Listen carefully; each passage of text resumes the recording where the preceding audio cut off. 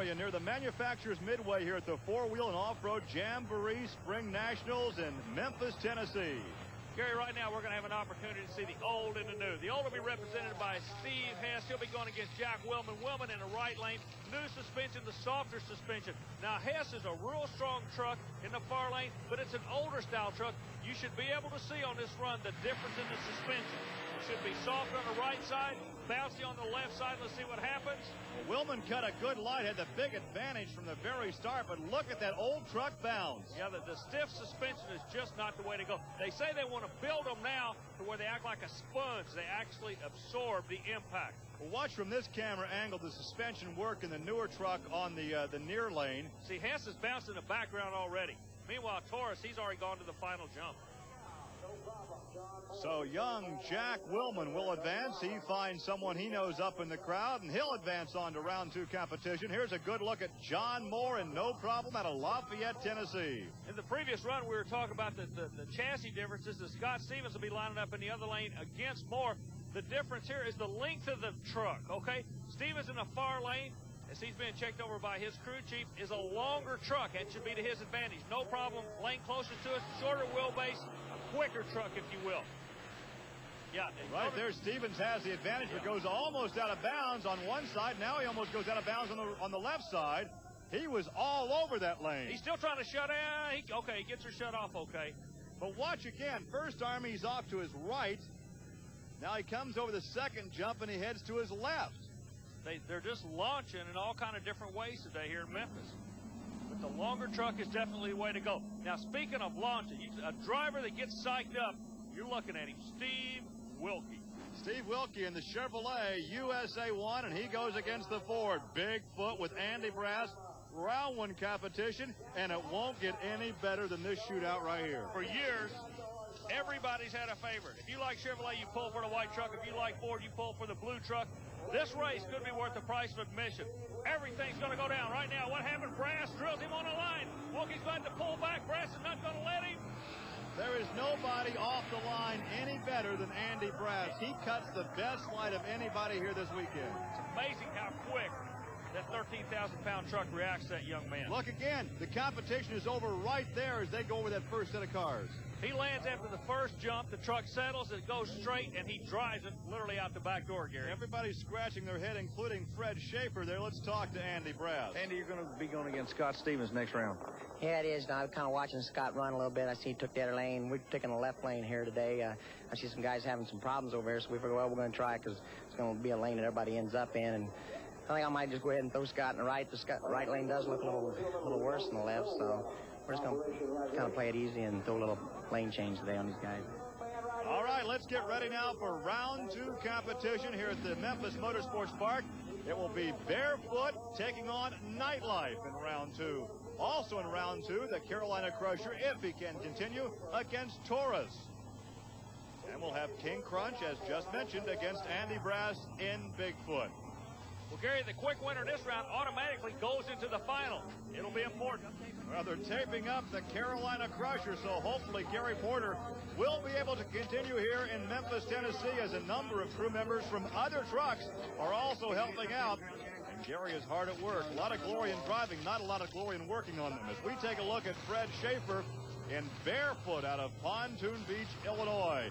Barefoot against Nightlife. There is Wayne Smozanic. He's out of Jupiter, Florida. He's a new driver to the sport. Wayne's doing an awfully good job. But I want you to notice the front window right now. The camera shows it to you on Barefoot. He's hitting so hard he actually popped the window out. And Schaefer has a problem. Hey, Gary, Wayne wins. Wayne wins. The newcomer will go on to the semifinals. 8.17 the time to beat now, because somebody will get a bye to the finals. Gary, that's an upset of all upsets in the sport. This guy had quick qualifying time of the day, had the field covered, but he's going on a trailer. Well, the newcomer, Wayne, continues on into our semifinals. Why don't you run down and get a word with Fred, find out what the problem was. Word we got is you were down a cylinder when you went to the starting line.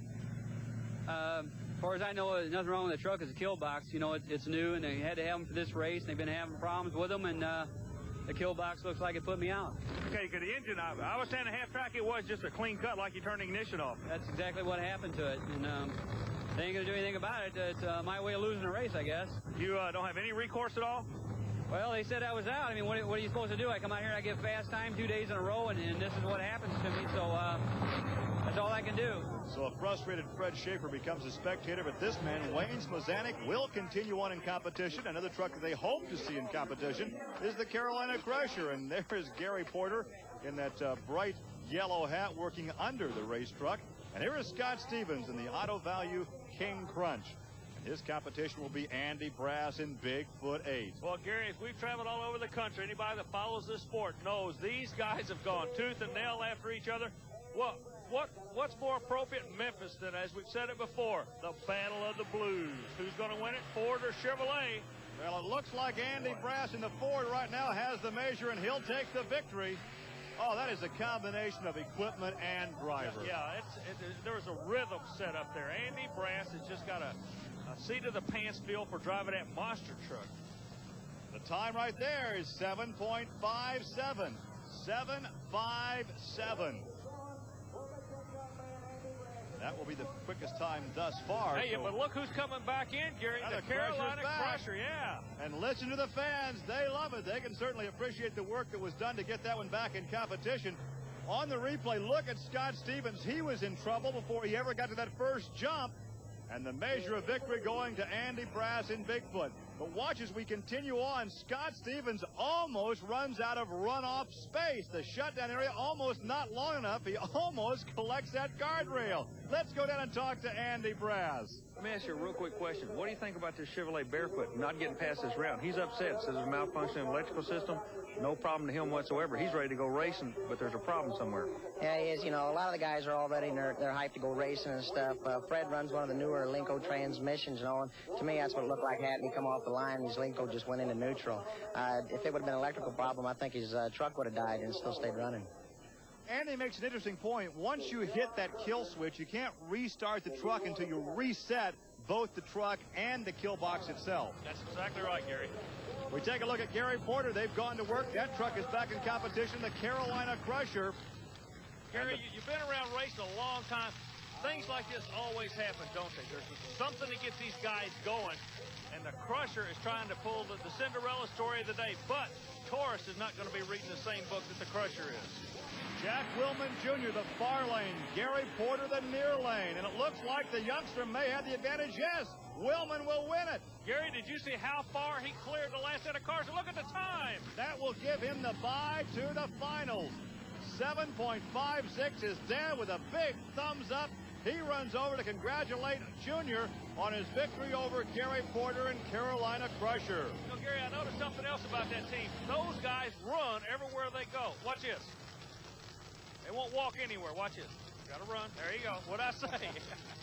Just a tad animated as well. Hey, that's why they're good, I guess. They're going to the final. That's all that counts. I'm wondering, though, Army, if there's a problem with Taurus.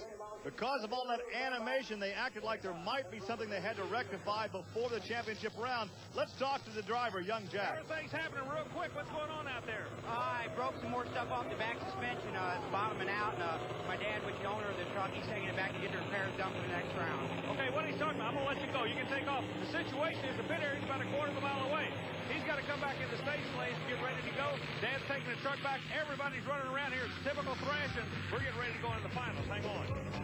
Young Jack will go to the finals. He has a bye from the semifinals, which are actually coming up next. Stay with us.